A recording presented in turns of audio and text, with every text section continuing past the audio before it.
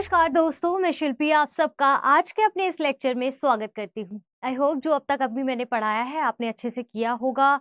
और जिन बच्चों ने मुझे अपने आंसर राइटिंग भेजे हैं मुझे बहुत अच्छा लग रहा है कि एटलीस्ट वो कोशिश कर रहे हैं।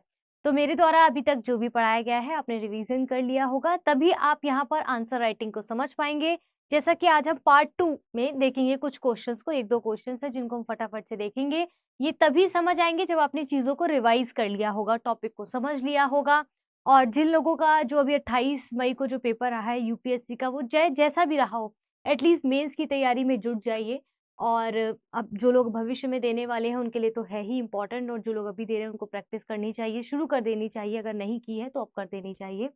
और इसी के साथ-साथ आज के अपने लेक्चर की बात करें तो जैसा कि आप सबको पता है कि हम यूपीएससी के प्रीवियस ईयर के क्वेश्चंस पेपर मेंस के देख रहे हैं थोड़े बहुत, जिसमें से हम आज कुछ क्वेश्चंस को यहाँ पर देखने वाले हैं। तो जिन लोगों को नहीं पता है उनके लिए सूचना कि आप मुझे इंस्टाग्राम, फेसबुक पर फॉलो कर सकते हैं, वहाँ पर कोई क्वेरी तो पूछ सकते हैं।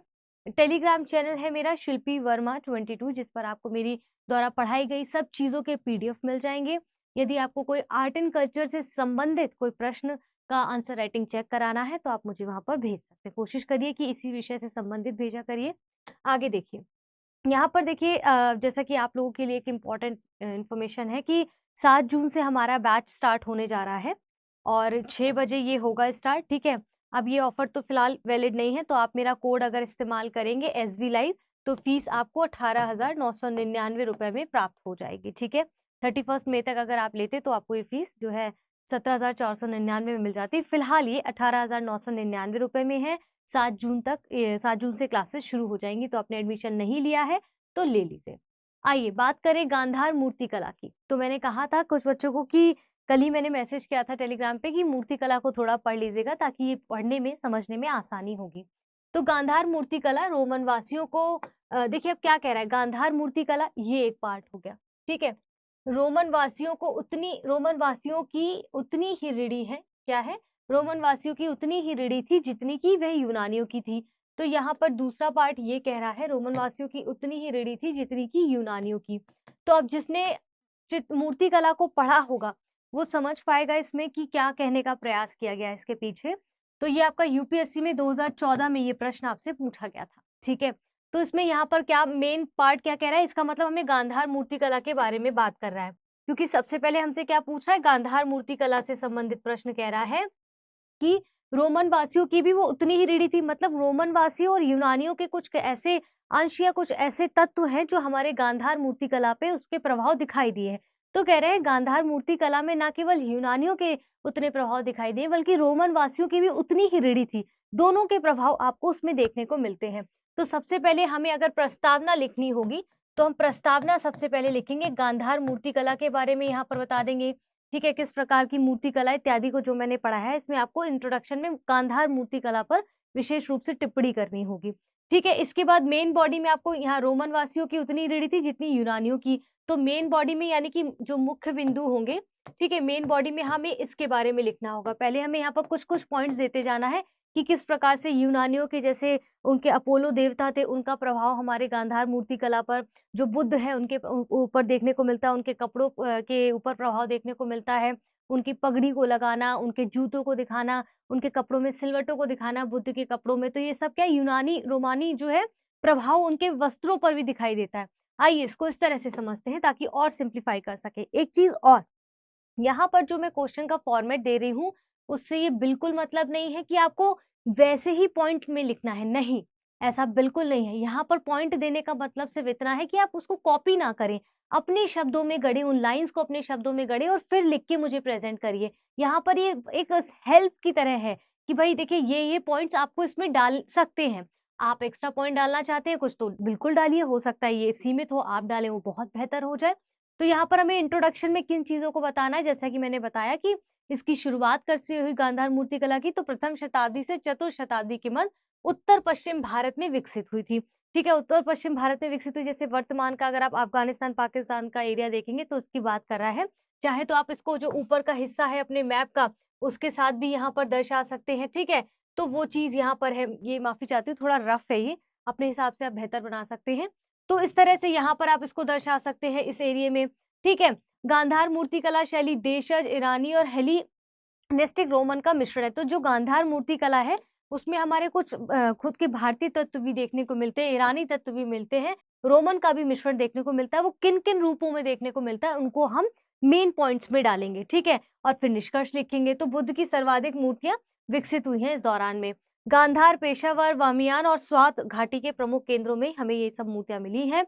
मुख्य बिंदु, यहाँ हमने गांधार मूर्ति कला के बारे में मिल दिया, कब से शुरुआत हुई, क्या क्या थोड़े थोड़े प्रभाव दिखाई दिए हैं, या गांधार, पेशावर, बामियान और स्वात घाटी प्रमुख इसके केंद्र हैं, कहाँ कहाँ पर इन मूर्ति कला के हमें अवशेष मिले, वो सब हम यहाँ पर लिख सकते हैं।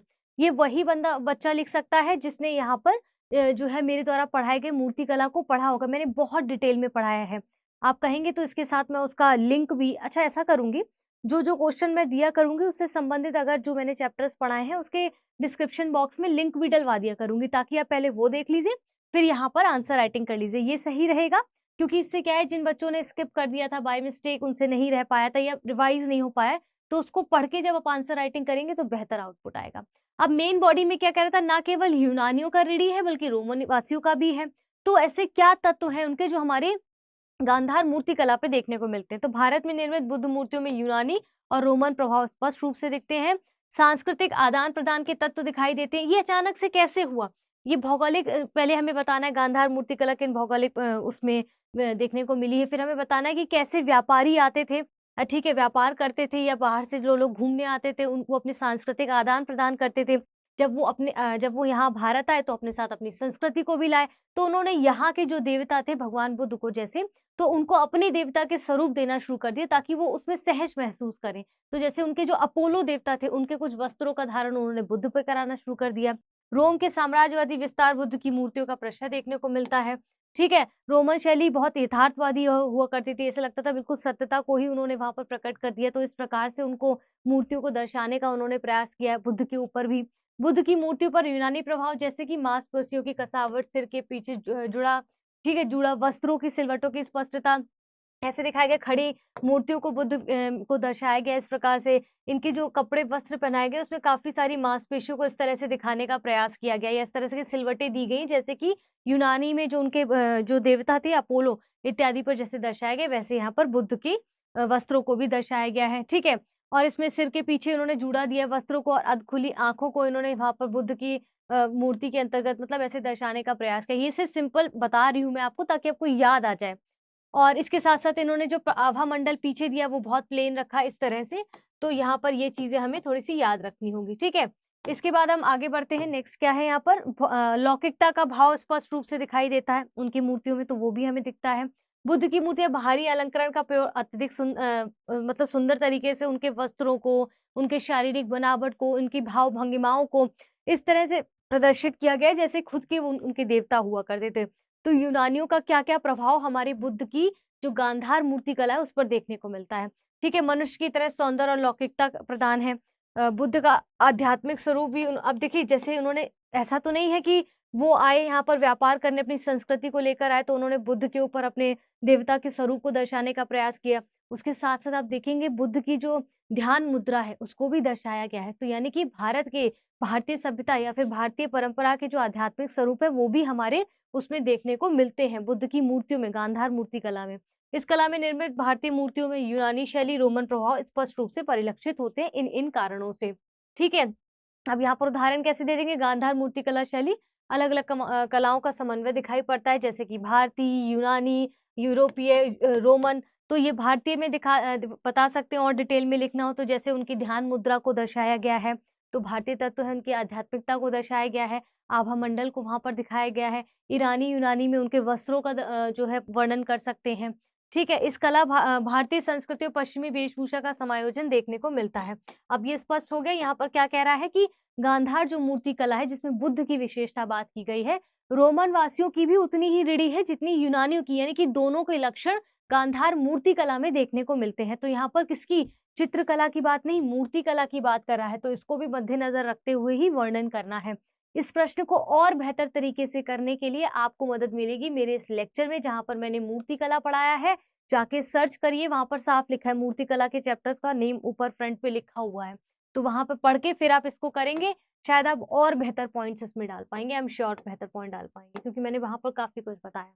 आज का दूसरा प्रश्न है, आरंभिक भारतीय शिलालेखों में अंकित तांडव नृत्य की विवेचना कीजिए। तो मतलब स्टार्टिंग में जो भारतीय शिलालेख है उसमें जो तांडव नृत्य को दर्शाया गया, बेसिकली यहाँ पर इन शॉर्ट ये कह रहा है कि तांडव नृत्य के बारे में बताना है। तो स्टार्टिंग में यहाँ पर आप देखिए इंट्रो के साथ तांडव नृत्य को यहाँ पर प्रारंभिक स्थिति में जो है आरंभिक भारतीय शिलालेखों में कैसे तांडव का प्रयोग किया गया उनके बारे में इंट्रोडक्शन देना है। तो इंट्रोडक्शन में जैसे तांडव नृत्य का संबंध भगवान शिव से है। अब देखिए यहाँ पर दो चीजें मैंने आपको पढ़ाई थी, आपने अगर मेरा लेक्चर देखा होगा जिसमें मैंने शास्त्रीय नृत्य के दो पार्ट दिए हैं मैंने, जिसमें आपको बताया है इस पहले वाले पार्ट में तांडव मतलब शिव से इंडिकेट करते हैं, मतलब कि पुरुष, क्योंकि वो रौद्र रूप की बात करता है। वही लास्ट नृत्य क्या होता है, ये स्त्री की बात करता है, ठीक है, ये स्त्री की बात करता है, यानी कि यहाँ पर पार्वती की बात करता है, पार्वती की बात करता है, ठीक है। तो ये लास्ट मतलब कोमलता को दर्शाता है। तो तांडव नृत्य से मतलब ही ये है शिव, यानी कि रौद्र रूप, पुरुष के उसको रूप को दर्शाने का प्रयास करता है। तो तांडव नृत्य के बारे में एक लाइन लिख देना, अगर कोई कोटेशन है तो उस तरह से शुरू कर सकते हैं। शिव नृत्य का देवता माना जाता है, ठीक है।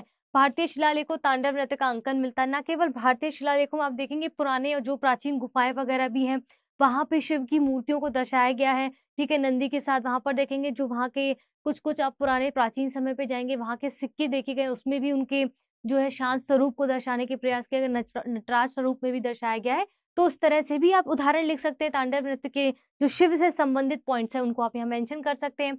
अब मेन पार्ट कह रहा है कि कहाँ पर हमें सबसे ज्यादा इस नृत्य का वर्णन मिलता है, उस नृत्य के बारे में कि भाई इसकी क्या विशेषताएं हैं जो अन्य नृत्य से भिन्न है, मेन यही पूछ रहा है।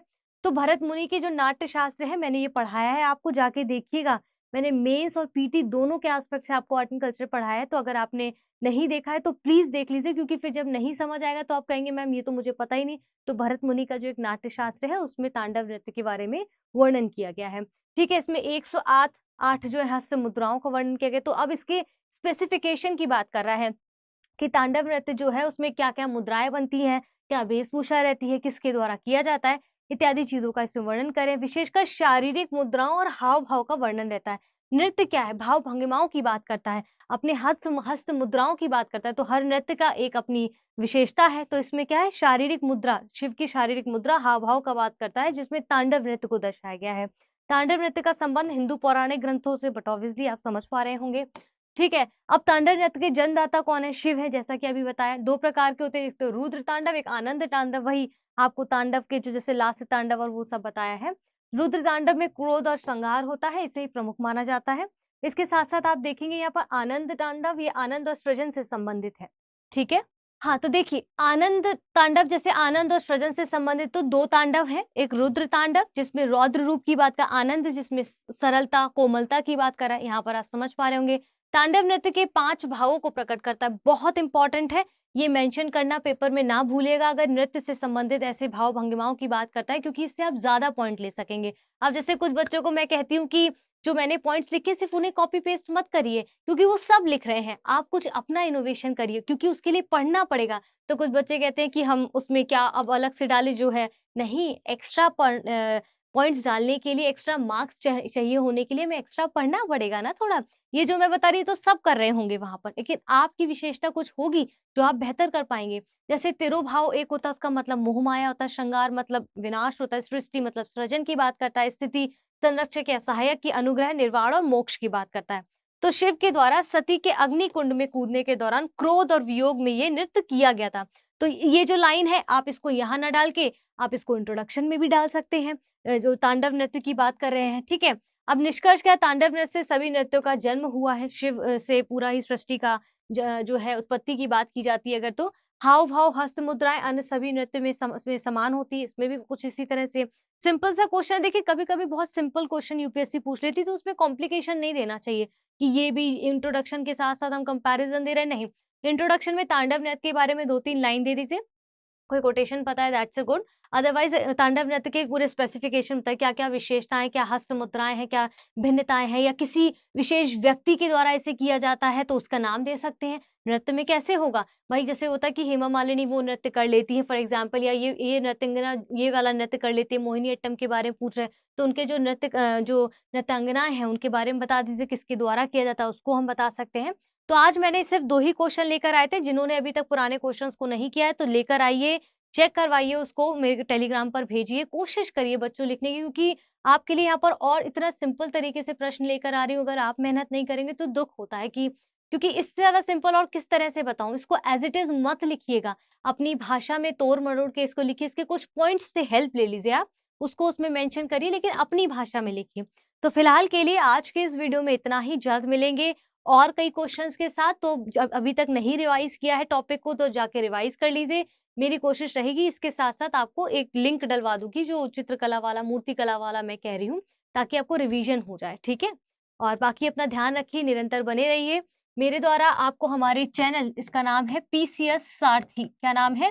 पीसीएस सारथी, जिसमें आपको मैं पीसीएस अप टू डेट के द्वारा, पीसीएस अप टू डेट हमारा एक प्रोग्राम है, जिसमें आपको मैं करंट अफेयर्स पढ़ाती हूँ हर पीसीएस एग्जाम के लिए, ना केवल पीसीएस के लिए, यूपीएससी के लिए भी महत्वपूर्ण हो सकते हैं वो। तो आप इसको डेली फॉलो करिए। इसका पीडीएफ आपको कहाँ मिलेगा? मेरे टेलीग्राम चैनल पर मिलेगा, तो उसे ज़रूर फॉलो करिए, देखते रहिए, जुड़े रहिए उसके साथ, हर पीसीएस में काम आएगा। अपना ध्यान रखें, निरंतर पढ़ते रहें, अपने स्वास्थ्य का ध्यान रखें, अपनों का विशेष तौर पर ध्यान रखें। धन्यवाद।